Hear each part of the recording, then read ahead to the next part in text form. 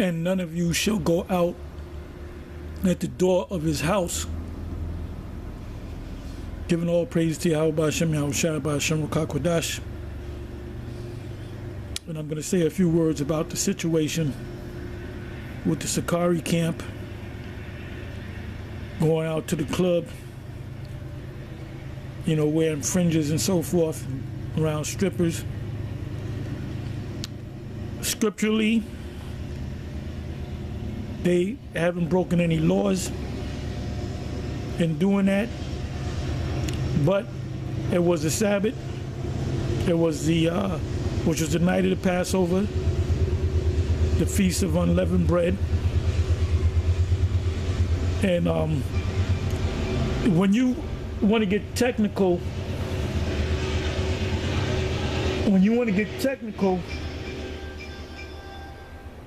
concerning the Passover and the high holy days, these mega Passovers that you have a whole bunch of people, maybe more than one camp, and your women and children and men, and you have this big banquet hall. That's not how you keep the Passover.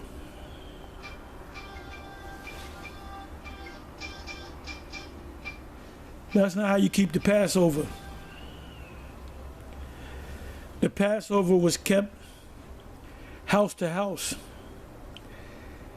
And if you had neighbors, you can have your neighbors come over to your Passover. But once they went to your house, they couldn't leave the house until the next morning.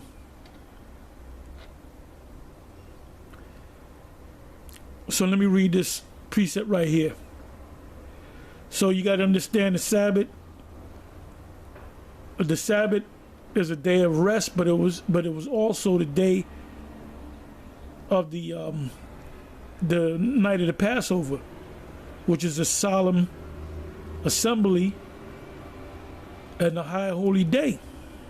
You don't have sex with your woman on the Sabbath. And during the time of the Passover, you in your house, house to house, you eat the Passover lamb, and you don't leave the house for anything. Because the very first Passover, there were people being put to death. And if you went out your house, you could be put to death. But the people that did not, partake in the Passover, which were the other nations in the so-called Egyptian Empire, and the Egyptians, all of their firstborn sons, even the cattle, were all put to death by the death angel, the destroyer. So when you put the blood on the lintel and the two side posts, when the death angel came over and saw the blood, the death angel went over your house.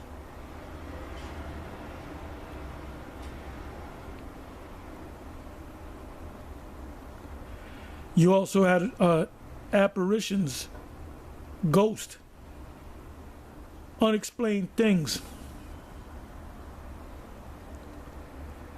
that terrified the so-called Egyptians and the ones that didn't partake in the Passover. Because the Passover was only given to the Israelites, not to the Egyptians.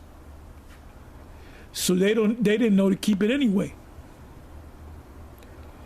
So it says here in Exodus 12 verse 22, and ye shall take a bunch of hyssop and dip it in the blood that is in the basin. That blood came from the lamb. And strike the lintel and the two side posts with the blood that is in the basin. And none of you shall go out at the door of his house until the morning.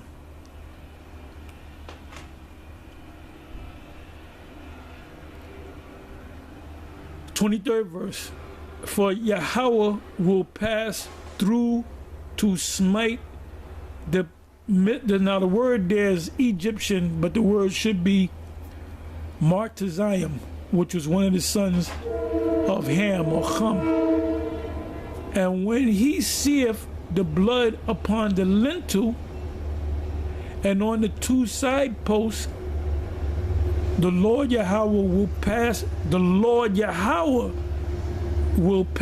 over the door and will not suffer the destroyer to come in unto your house to smite you.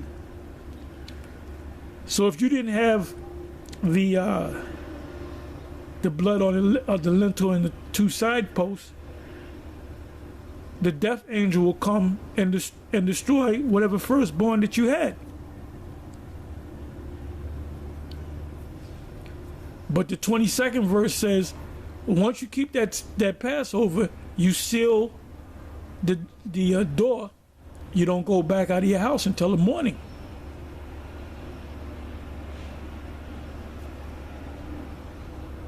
And it says, and ye shall observe this thing for an ordinance to thee and to thy sons for what? Forever. Forever. Throughout your generations. Now, a lot of us, some of you that have houses, you were supposed to take that blood and put it on the lintel and the doorpost on either side. A lot of us live in rented houses or apartment buildings, projects, whatever the case. Now, you can't just take blood and put it outside the door. You get a visit from the health department. So we do the best that we can. It says in Judges 5:11, I believe it's actually the 12th verse, it says, rehearse the righteous acts. So you can't go out on the night after the Passover. You can't go out to the movies. You can't go out for a drive. If you're getting technical with the law, you stay in your house. And we might just do it that way. Everybody just stay in their house and don't have nobody and just do the Passover on your own.